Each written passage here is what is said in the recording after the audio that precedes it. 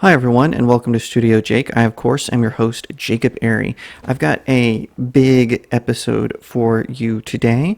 I'm going to be talking about Supergirl and the Powerpuff Girls CW leak, and I'm joined by a very special guest, Teresa of Truly Free Society and the Divine Frequency. She's going to be joining me today to talk about why is Hollywood afraid of femininity? I don't get it, and I hope that Teresa, in her infinite wisdom, can talk to me about it. Before we get into that, though, be sure to like this video, share it out, leave a comment. No matter what platform you're watching on, it really helps me in the algorithm when you do all that. So please let people know about me and let me know that you came here. So without further ado, I'm going to bring on Teresa. She is fantastic. Like I said, she's the founder of Truly Free Society, where I write a monthly column. She's also host of the Divine Frequency on YouTube. You can also find her on Twitter at Divine Frequency, and Instagram is also Divine Frequency. I believe, I'm sure she'll correct me. Nonetheless, links to all of her stuff will be below, depending on which platform. It could be in the comments section or it could be in the description, so just check below. But I will have all of her links down there. Now, this interview was done pre-recorded on Skype, so I apologize for any audio and visual issues. Skype is not always a reliable recording device. I'm working on getting something better for when I do have guests on that is a little bit smoother. But for now, I would like you to give a huge welcome to Truly Free Society Editor-in-Chief, Teresa. All right, so Teresa, one of the things that has really been bothering me about the entertainment industry lately, particularly with comics and movies, is there's been this move to, before it was an attack on men, right? It was always, particularly white males, they were constantly being berated as shady. I mean, the last Zack Snyder film, Army of the Dead, the white guy might as well had a tattoo on his forehead that said, "I am the bad guy." Well, now it's like they're shifting their target to specifically femininity in women, and you see this a lot with particularly with Marvel films, like with Captain Marvel. Her uniform, which by the way, in the original comics, when they introduced Carol Danvers as Captain Marvel, the costume was way cooler, but they're trying to make her look more androgynous, and some people said similar things about the Black Widow stuff. And do you think I'm just being paranoid? Am I wrong? How do you? What are your thoughts on this? Do you see a target on femininity specifically? Thank you so much for asking this question, Jake. I feel like we all need to be asking these questions. And as you know about me, I like to cover this kind of material, especially when it comes to the attack by society on not only men but women, and the just the breakdown of our communication and the nuclear family. I think in order to understand this fully, I would like to actually take a step back before I answer your question, because I think when we talk about pop culture, we really need to start in history, and we need to anchor ourselves into what has happened in the past so that we can fully appreciate some of the narratives that we see in popular culture as they become embedded through media and they're passed subconsciously into our minds. So I wanted to show a book actually called, I know we like to talk about books, so this is called Feminism: Essential Historical Writings. And I recommend this book for anyone trying to really understand some of the attacks that are happening on women and men, actually, because it's extremely informative. And it basically talks about how in the beginning, feminism was good. You know, it gave us the right to vote. We were finding our voices, all of these things. And things started to really break down in the 70s and the 80s. Women became hypersexualized. As we went into the workforce, we started to take down men. And so you see this shift into what people call third wave feminism, where it's more about let's take down the man. Let's take down what has been called the patriarchy, or the white male that oppresses all of society. And it becomes this big bad guy, this Voldemort, this caricature of evil, which is a complete construct, and it's been propagandized against women and men, and it totally broke us apart. That happened, I would even say, back in the early 2000s. Now people argue that we're in what's called fourth wave feminism, which goes in alignment with postmodernism, which is the idea that we need to deconstruct everything. We need to deconstruct all the meanings of the history that we see, because all of history was created by the patriarchy, the white male, this oppressive figure. And so we see the youth being very, very confused because it's being led by a society of adults that are also very confused. And so you have these voices of reason, or people really just trying to figure out what the heck is going on. And they're seeing these little, I guess, these things that show up, and you're looking at it going like, what is this? You're bringing up one of these where we're looking at, okay, what is going on here? Why is it that women are being androgenized? Well, I think at this point, now that I've carried a very quick historical reference about feminism, I want to really quickly talk about what we saw in the last 10 years, which was the emasculation of men. Because I think if we really cover that real fast, then we can really drop into the conversation of what's going on now that you've identified, which I think is so cool that you've identified this. I actually wasn't aware of the two things you brought to my attention. I had to go research them today. But let's take a quick step back and let's talk about the emasculation of men. And I want to bring up an example from back in 2019. It was a Gillette. I don't know if it's Gillette or Gillette. I think it's Gillette. It's a type of razor. Gillette. Gillette. Yeah. Okay. There's a commercial. And as we know, like if you look at pop culture, you look at advertising and marketing across American culture, the razor has always been considered a very manly product. Right. Period. Right. And so in this commercial, they were telling men that they needed to do more. So it was this whole virtue signaling, presenting men as just sexually objectifying women, which I'm not saying doesn't happen. I'm just saying that this was characterizing all of men this way.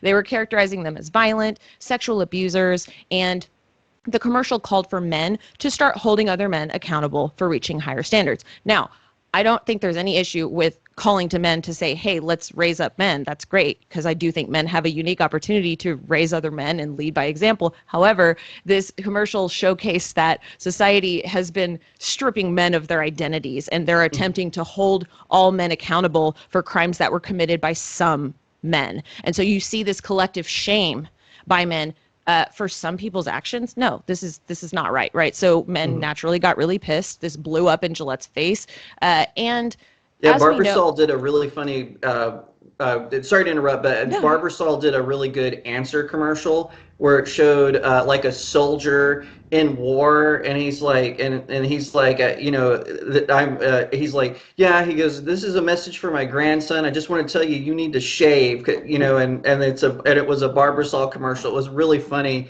kind of clap back at the Gillette commercial. And ever since then, I've used Barbasol. That's been my go-to shaving cream. That's amazing. Well, and it's so ridiculous. Like these commercials, like we realize they're just highlighting certain issues, and they're speaking to this whole virtue signaling thing that like we do have to stop and go, okay, yes, some things are just funny. They're meant to be funny, but when it's making this statement, I think it makes sense that people would get mad and just be like, dude, this is so propaganda. We're not, all men aren't like this, you know? And we do, I think, have to anchor into, yes, when you look at pop culture in the past, yeah, it used to be very sexist. Yes, we need to give it that. They, you know, used to super over sexualize women, all of that. But now society has swung the other way where we just demonize men, and to the point of praise. And this is how we're kind of moving into what you're talking about today, is we've moved over now into the point where society is praising men who dress and act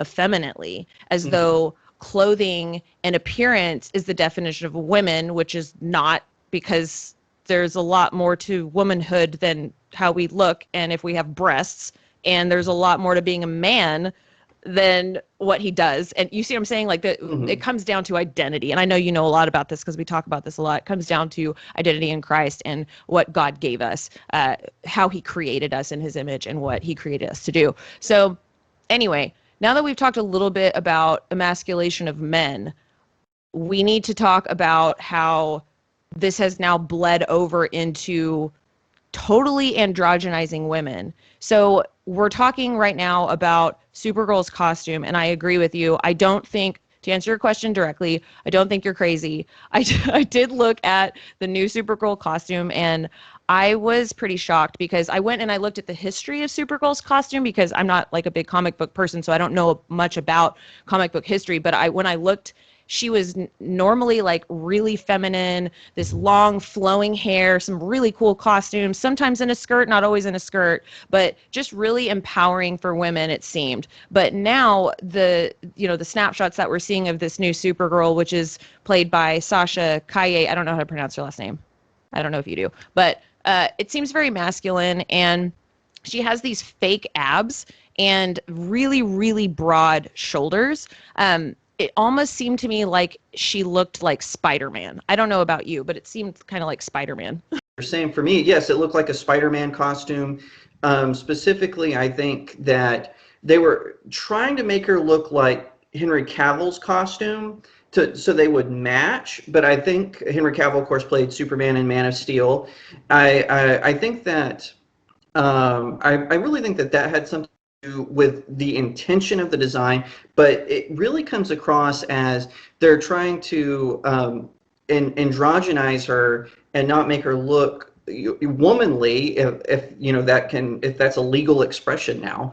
But I think that it goes to me. It goes to tell you, like, I grew up with Supergirl on an animated show, and I always thought she was cool. Of course, my favorite version of Supergirl is on Injustice 2, where she wears more like an armor thing. And this is one thing that I think is, now this is something I think is good that has come of feminism, is like you were saying, we want to stop the sexualization of women. But I think there's a difference between sexualization and femininity. And I feel like because Hollywood doesn't know the difference, because they have no morals, right? This is a place that's covered for people like Harvey Weinstein and Bill Cosby. So they're confusing femininity with sexualization, and I think there's a difference. I think there's a difference between saying, oh, a girl can be cutesy, like Sailor Moon, and I don't think Sailor Moon, I'm sure there are some weirdos out there, but I don't think Sailor Moon is a sexualized character. I think she's just a cutesy superhero.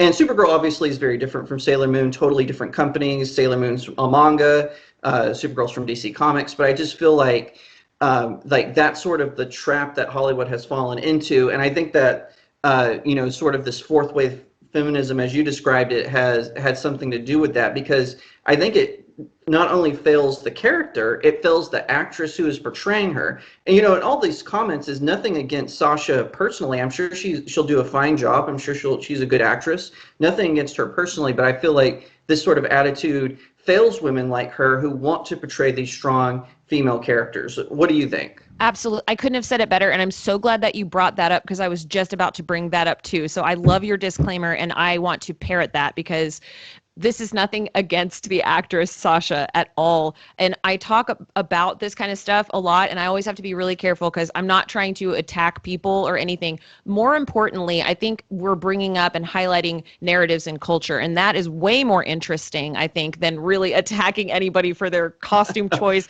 which is really not her. I mean, she didn't even make the costume anyway, so she probably didn't even have a choice in it. I think what we're highlighting here is the confusion in the culture. Like, I want to talk for a second about how I actually feel really bad for these young women, because they're raised in this society and they're confused. And I think what you have, and you hit the nail on the head when you said Hollywood confuses femininity for sex. I love how you put that, and I think that's really well worded, because if you look at I talk a lot about women in music, in the music industry, and it is so ridiculously, disgustingly hypersexualized that it baffles me that it could go even further than where it's at now. And I think what we see in society, especially with these young women, people like Billie Eilish, and that's kind of the main one that's coming to mind right now, but they're rejecting that, which is actually really false and dangerous and destructive, which I appreciate these women seeking to put their hands up and say no to that. I have to say that. But I think what we see instead is this really confused expression of art that, art is art, right? Especially when we're young, we're dealing with so much, especially we're coming into this world trying to figure out how it all works. And you have this woman, Sasha, who I looked at her Twitter page, I looked at her Instagram, and she's a beautiful girl. She's a beautiful woman. And it seems like this particular role, or this look is very different from her, for her. I see her usually with like the long curly locks and the dresses and the high heels and the legs and all this very feminine stuff going on with her. And then you have her in this kind of manly suit, and believe me, she's gorgeous. She pulls it off, and I love her short haircut. I think it totally works on her, and I'm really excited to see what she's going to do. I do think that we're seeing that level of androgyny come in, possibly because it's a rejection of that sexual culture. What do you think about that?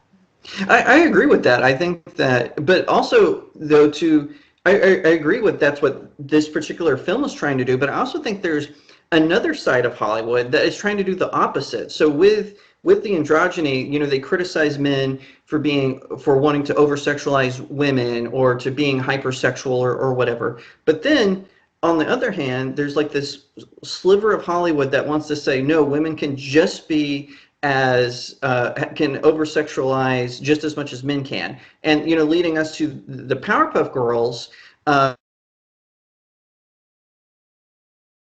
Shows on.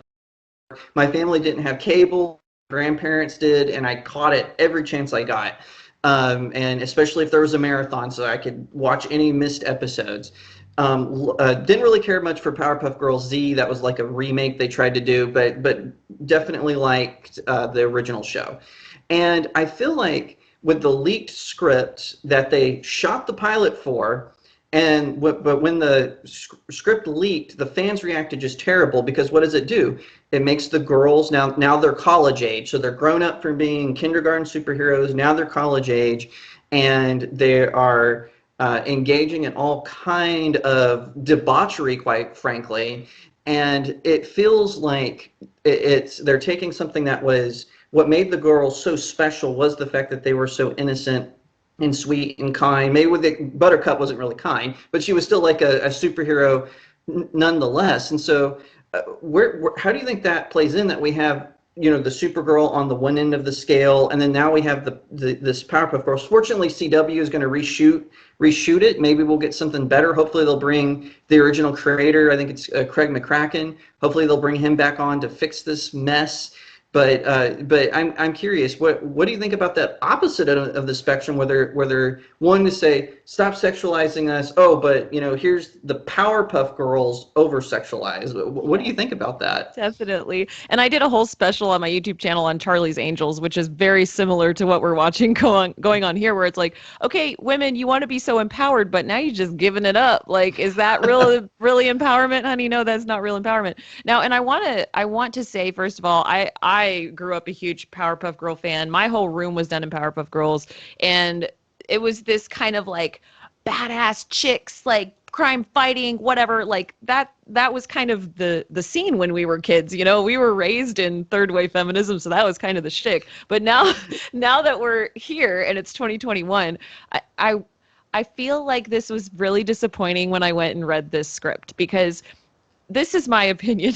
I think there's a difference between comedy and what we're seeing here, because if they're trying to be funny, I feel like they could have done it better and they could have been more tasteful about it. But what I read in the script was just pure trash. It was trashy. It was not funny. Like, if they want to show that the girls are getting crazy in college, there's a funny way to do that. Like, if they want to carry them through some part of the narrative that they're going to grow from and then become very professional, successful adults, like whatever that looks like, I can get behind that. And I can even laugh at that. Like, it's not that I don't have a sense of humor. It's just that when I'm reading the script, I was just like, man, they really could have done a better job, because it seemed like they were just taking as many postmodernist, leftist words that they could possibly do and embed it into this script that's total virtue signaling to the left. And I'm just like, face palm. They're going to lose so many people with this. And I don't know what you think about that, but I thought it was trashy, honestly. Oh yeah, no. From what I read, what offends me the most